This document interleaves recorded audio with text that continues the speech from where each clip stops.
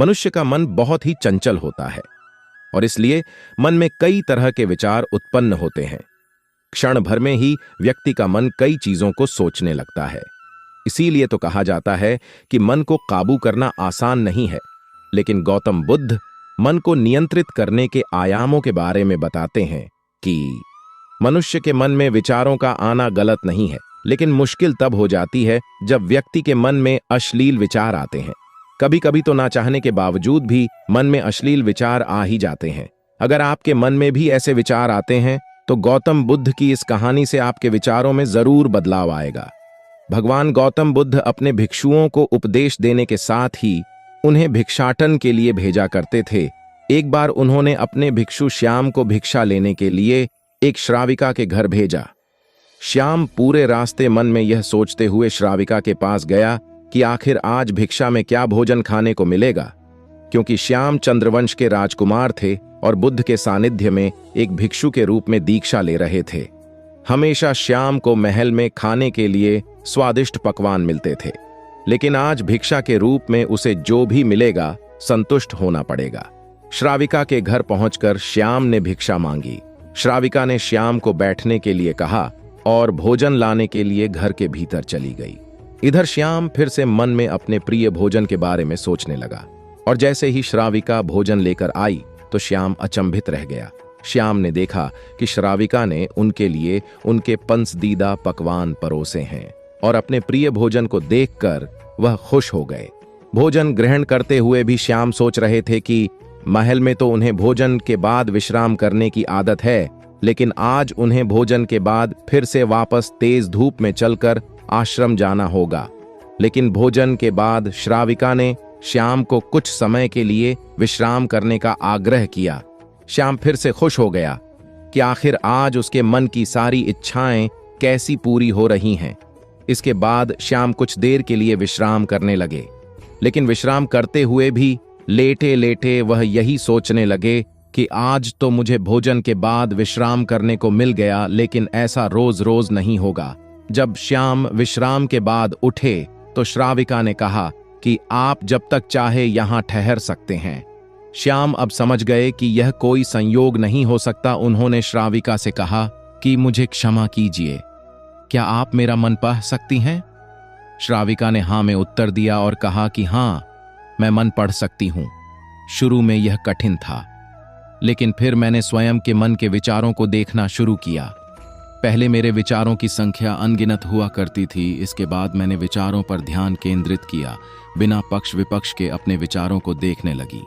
इस तरह से धीरे धीरे मेरे मन में विचारों की संख्या कम होती गई और सारे व्यर्थ विचार दूर हो गए। इसके बाद से ही मैं दूसरों के मन में चल रहे विचार को पढ़ लेती हूँ। श्राविका की इस बात को सुनकर श्याम घबरा गए। इसके बाद श्याम ने श्राविका से आज्ञा ली और आश्रम के लिए निकल पड़े। रास्ते में भी श्याम फिर से मन में आए विचारों का स्मरण करने लगे कि श्राविका के बारे में उसके मन में अश्लील विचार भी आए थे। श्राविका ने उसे भी जान लिया होगा, वह मेरे बारे में क्या सोचती होगी। श्याम खुद को लज्जित महसूस कर रहे थे। श्याम ने आश्रम पहुंचकर गौतम बुद्ध से कहा कि गुरुदेव, अब मैं कभी भी भिक्षाटन के लिए नहीं जाऊंगा। फिर बुद्ध ने श्याम को अपने पास बुलाया और कहा कि क्या हुआ है, तुम मुझे सारी बात बताओ। फिर श्याम ने सारी बातें बुद्ध को बताई। इसके बाद महात्मा बुद्ध ने कहा कि अगले 1 हफ्ते तक तुम भिक्षाटन के लिए उसी श्राविका के घर पर जाओगे, लेकिन तुम्हें इस बात का ध्यान रखना होगा कि कल भिक्षाटन के लिए जाते हुए तुम अपने चित्त को पूरे होश में रखना। तुम्हारे भीतर क्या विचार उठे उन पर ध्यान केंद्रित करना, और यह भी ध्यान रखना कि तुम्हारे मन में कौन सी वासना उठ रही है। तुम कल इन सभी चीजों को ध्यान में रखकर जाना और इसके बाद मुझे वापस आकर बताना। अगले दिन श्याम भिक्षाटन के लिए गए। बुद्ध के बताए अनुसार वह पूरे रास्ते अपने होश को जागृत रखते हुए चल रहे थे। जब श्राविका का घर आया तो श्याम ने भिक्षा मांगी। उसके भीतर कोई वासना नहीं थी और ना ही कोई विचार उत्पन्न हो रहे थे, क्योंकि उसने अपने मन को पूरी तरह से वश में कर रखा था। श्याम ने भिक्षा लिया और आश्रम चला गया। श्याम ने बुद्ध को प्रणाम किया और कहा कि आज उसे जिस आनंद की अनुभूति हुई वह पहले कभी नहीं हुई। अब उसके मन के सारे अश्लील विचार जा चुके थे। अब आश्रम के सारे शिष्य गौतम बुद्ध के पास जमा हो चुके थे। तभी महात्मा बुद्ध ने कहा कि आज मैं तुम सबको यही बताऊंगा कि कैसे आप अपने मन में आने वाले अश्लील और गंदे विचारों को रोक सकते हैं। इसके लिए तुम्हें ये 7 बातें समझनी होंगी, जिसमें से पहली बात है कि आप सोचकर देखें ऐसा क्या है जो आपके विचारों को बुरा बना रहा है। आप अपने इस विचार से दुखी क्यों हैं? ऐसा क्या है जिसकी वजह से ये आपके दिमाग में घर किया है? अक्सर बुरे विचार इसलिए भी बने रहते हैं क्योंकि आप गिल्टी, गुस्सा या फिर अपने भविष्य को लेकर अनिश्चित महसूस कर रहे होते हैं। इसलिए आप किस वजह से उन्हीं विचारों में अटके हुए हैं, उस वजह को जानना परेशानी को समझने और उससे बचने के तरीके को समझने में आपकी मदद कर सकता है।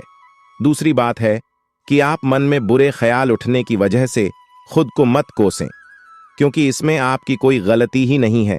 इसमें मेरी गलती है, मुझे ऐसा नहीं सोचना चाहिए था, या मुझे इस ख्याल से नफरत है। इस तरह की बातों का इस्तेमाल नहीं करें। आपको पहले भी बुरे ख्याल आए होंगे और ये आगे फिर से भी आएंगे, लेकिन आप फिर भी यहीं हैं, जिंदा हैं और स्वस्थ भी हैं। आपके बुरे विचार आपको मार नहीं सकते हैं, बशर्ते आप इन्हें अपने लिए विकराल मुश्किल नहीं बना लेते। तीसरी बात, आप खुद से पूछें कि आपको ऐसे अश्लील या बुरे विचार क्यों आ रहे हैं। एक बार आपके विचार धीमे हो जाएं और आपके दुखी होने के कारण के बारे में आप सोच लें, फिर वक्त है खुद से यह सवाल करने का कि आपके विचार आखिर क्यों इतने अश्लील हैं। आप खुद से पूछें कि क्या इस परिस्थिति को देखने का और कोई दूसरा तरीका है। चौथी बात, आप अपने विचारों को संभावना में रख कर देखें। एक बुरे विचार के लिए आपकी प्रारंभिक प्रतिक्रिया उसे पैमाने से बाहर करने की होगी। मुझे दूसरी महिला को देखकर लालच हुई, मैं शायद अपनी बीवी से प्यार नहीं करता, मेरे बॉस को मेरा प्रेजेंटेशन अच्छा नहीं लगा, अब मुझे नौकरी से निकाल दिया जाएगा, हर किसी के पास में एक अच्छी कार है, मैं शायद एक सफल इंसान नहीं हूं। इस तरह के विचार न केवल साधारण हैं, ये अक्सर ही गलत साबित होते हैं। इतना याद रखें कि आप पूरी दुनिया की नजरों का एकमात्र केंद्र नहीं हैं और आपकी जिंदगी में मौजूद ज्यादातर परेशानियों का आपकी खुशी से दूर दूर तक कोई लेना देना नहीं है। पांचवी बात, जिस चीज से आपको राहत मिलने वाली हो, खुद को किसी ऐसी ही खास चीज से डिस्ट्रैक्ट करने की कोशिश करें। आप अपने मन को परेशानी से हटाने के लिए या फिर खुद को एक नजरिया देने के लिए किसी ऐसी चीज के ऊपर अपना मन लगा लें जिसे आप जानते हैं और जिसे आप पसंद भी करते हैं।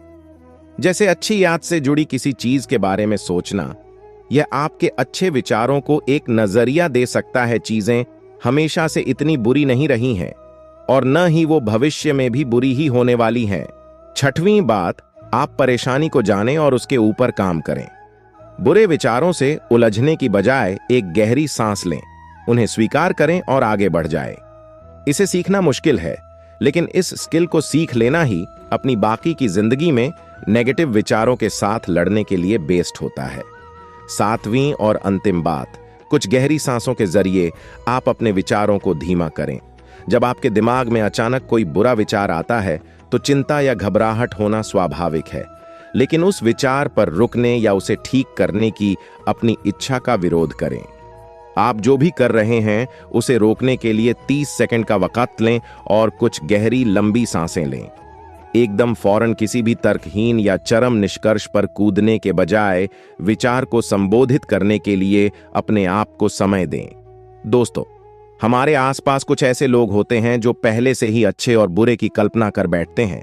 इसका असर सीधे उनके मानसिक स्वास्थ्य पर पड़ता है। अधिकतर भविष्य की कल्पना करने वाले लोग अच्छे की तुलना में बुरे की कल्पना ज्यादा करते हैं। उनके मन में कई तरह के अलग अलग बुरे विचार आ सकते हैं। बुरे विचार हमेशा गलत चीजों की ओर आकर्षित करते हैं, इसलिए आप हमेशा कोशिश करें कि नेगेटिव की बजाय पॉजिटिव सोचें। कुछ ऐसे तरीके हैं जो आपके मन में बुरे विचारों को आने से रोक सकता है। अक्सर हम सोते समय अगले दिन की चिंता करते हैं। ऐसे में रात भर सोने में परेशानी हो सकती है, क्योंकि इससे ब्रेन में कई तरह के तर्क वितर्क चलते रहते हैं। अगर आप किसी विषय पर निर्णय लेना चाहते हैं तो इसके लिए बेहतर यही होगा कि आप रात के बजाय दिन का समय चुनें। दिन के समय लिया गया निर्णय और विचार पर आप गहराई से ध्यान केंद्रित कर सकते हैं। वहीं रात का विचार आपकी नींद को प्रभावित कर सकता है, जिसकी वजह से कई तरह की समस्याएं हो सकती हैं। कभी कभी मन के अंदर रखी बातों की वजह से बुरे विचार आने लगते हैं। ऐसे में इन चीजों को व्यक्त करना ही आपके लिए अच्छा हो सकता है। अगर आप अपनी बातें दूसरों के साथ शेयर नहीं करते हैं तो इसके लिए खुद को चुनें। आप खुद को कुछ भी कह सकते हैं। इसके लिए आप मन में बोलने के बजाय तेज से बोलें। इससे आपके अंदर मौजूद बुरे विचार खत्म हो सकते हैं। कई बार अतीत में घटी हुई चीजों को लेकर हम भविष्य की कल्पना कर बैठते हैं, जिसका असर आपके कार्य पर पड़ता है। इसलिए बीती हुई बातों को भूलकर आगे की प्लानिंग को बेहतर करने की कोशिश करें। गलतियों से सीखें, उसके अपनी कमजोरी न बनाएं। दोस्तों, मनुष्य के मन में अश्लील और गंदे विचारों का उदय कुछ और कारणों से भी होता है, जैसे सामाजिक, सांस्कृतिक और मानव जीवन के विभिन्न पहलुओं के चलते व्यक्ति अपने आसपास के परिसर से प्रभावित होता है। मीडिया, विज्ञान और साहित्य के माध्यम से भी ऐसे विचार व्यक्ति के मन में उत्पन्न हो सकते हैं। मनुष्य का मन उसकी दैहिक और मानसिक स्वास्थ्य पर प्रभाव डालता है और यह विचार उसके व्यक्तिगत अनुभवों, सोचने के तरीके और आत्मविश्वास पर भी असर करता है। इसके अलावा स्वास्थ्य और मानव जीवन के दृष्टिकोण से देखा जाए, मन में ऐसे विचार आना मानव स्वास्थ्य को प्रभावित कर सकता है। यह अश्लील और गंदे विचार व्यक्ति की मानवीय संबंधों, परिवार और समाज में असामंजस्य रूप से उत्पन्न कर सकते हैं, जिससे उसका व्यक्तिगत और सामाजिक जीवन प्रभावित हो सकता है। दोस्तों, इसी तरह और भी मोटिवेशनल वीडियो देखने के लिए आप हमारे चैनल को लाइक करें, शेयर करें और सब्सक्राइब करें। धन्यवाद।